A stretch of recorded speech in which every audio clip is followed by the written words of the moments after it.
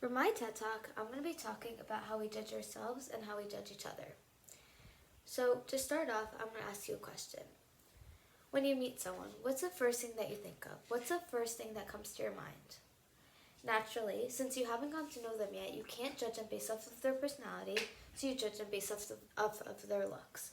We all do it, and there's no other way to judge someone. That's the only thing we could resort to.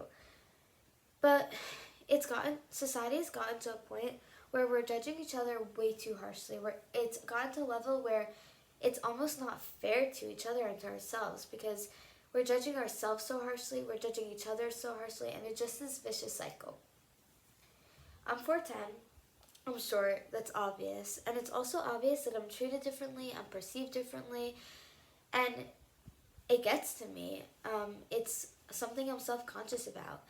And you can't tell me that you didn't think twice about my height, that you weren't wondering how tall I was or even how old I was. We're in college, we're in the same class, so I had to be at least a freshman. But imagine how it is for me out on the streets. I'm always treated like I'm incapable, even if I share my age, because first impressions are that strong. When you meet someone, the first impression is what's ingrained in their head until you really work to prove otherwise. Think about it. For building relationships, eye contact is a huge thing. So when I'm talking to someone who's taller than me, I have to look up, they have to look down, and for me, I naturally feel inferior, which they probably feel as well, that I'm feeling less confident in myself, and for them, they naturally feel more superior, more dominant, like they have more control. So at first, I thought I was getting into my head about all this, that I'm judging myself too harshly for no reason. No one's thinking about my height. No one cares about my height. I'm just getting in my head. But I still wanted to research. So I came across this study regarding height. It was this virtual reality study where participants, women in this case, were put into two different scenarios. The first scenario was that they were put as a short height, and the second scenario was that they were put as tall.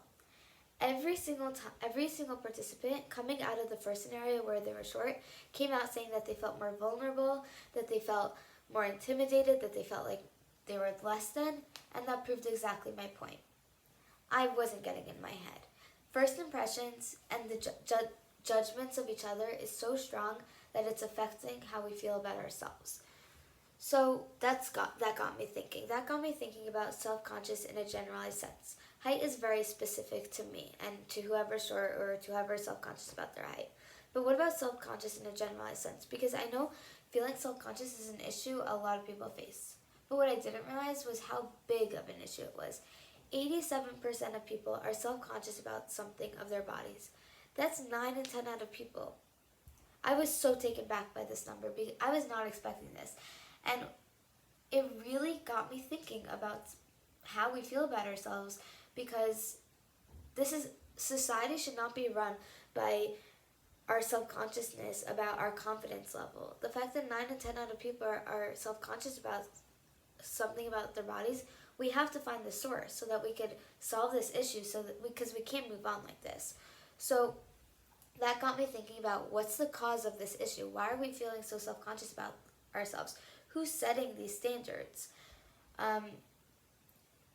So I'm going to be talking about something that you probably heard many speeches about. Whether it was for the positive sides of it, the negative sides of it, you've definitely heard many speeches about this. Social media.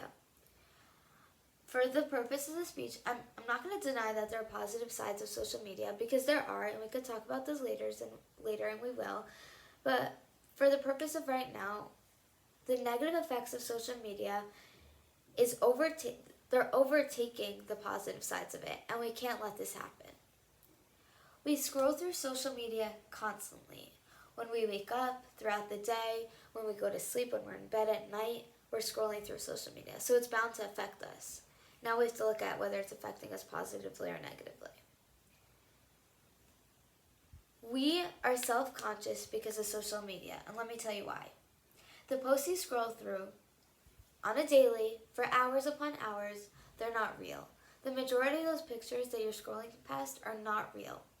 Thing is that there are pictures on social media that are real, but it's hard to identify what's real and what's not real. So after scrolling through social media for hours, our brains naturally adjust to this idea to follow these standards, and we automatically try to think that we think that we have to reach these certain standards set out by social media.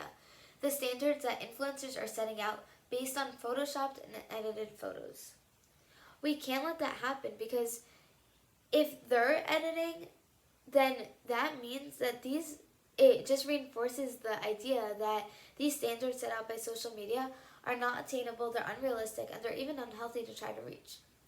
And even if we know that at the base level, after scrolling through for so many hours, it's hard to remind ourselves of that. And that's what's making us so self-conscious, because when we can't reach these standards, then we think poorly of ourselves, that it lowers our confidence, and we can't let that happen. We can't go on like this. We just can't, because 87% of people, it has to be lowered. We have to start being more confident in ourselves, and once we're more confident in ourselves, we could judge ourselves on a lesser level, and then we could judge each other on a lower level, because confidence is the root of judgment.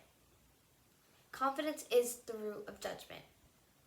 So let's talk about how we can slow down the negative sides of social media. What can we do? We can highlight the positives of social media. Social media is perfect for connecting us to people all over the world.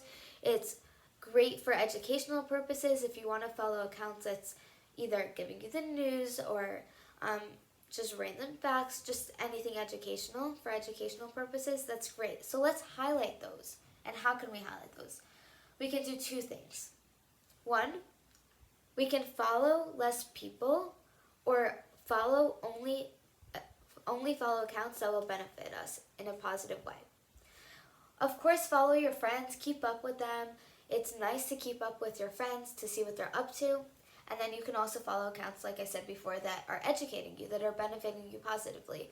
But what's not benefiting you is following hundreds of people that are affecting you negatively. The people that are setting these unrealistic standards, the influencers that are setting these negative standards. Tell me why you care about someone who lives across the world, who has millions of followers, who's displaying themselves in a negative light. Tell me why you care about them. You don't. You shouldn't. So don't follow them, because it's only hurting you. Second, Apple recently came out with a feature where you can set time limits on apps. You have to take advantage of this, because it would affect you tremendously. This is such a small thing to do, yet it can have such a large impact. Scrolling, like I said before, because social media has its positive sides of it, I'm not telling you to cut it out entirely. You shouldn't even. But cutting down your time on it would help a great deal. So instead of scrolling through it for 3 hours a day, scroll 30 minutes here and there. That's fine, so you don't get caught in this vicious cycle, so you don't get dragged in so deeply. And third, I just want to tell everyone that if you're gonna take away one thing from this TED Talk, I want you to take away that everyone's in the same boat. The statistics, the numbers, it shows that we're all in the same boat.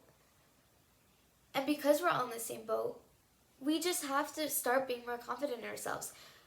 The steps I said before about social media, yeah, do that. You have to do that. That would be amazing. That would be the first steps in becoming more confident. But also just knowing that we're all in the same boat, that we all have things that we're self-conscious about that are based on unrealistic things. That should be one thing that you remember on the daily. Whenever you feel self-conscious about yourself, whenever you find that you're judging yourself or judging someone else, remember that we're all in the same boat, that we all can take steps now to overcome our self-consciousness and to be more confident in ourselves and each other. Thank you.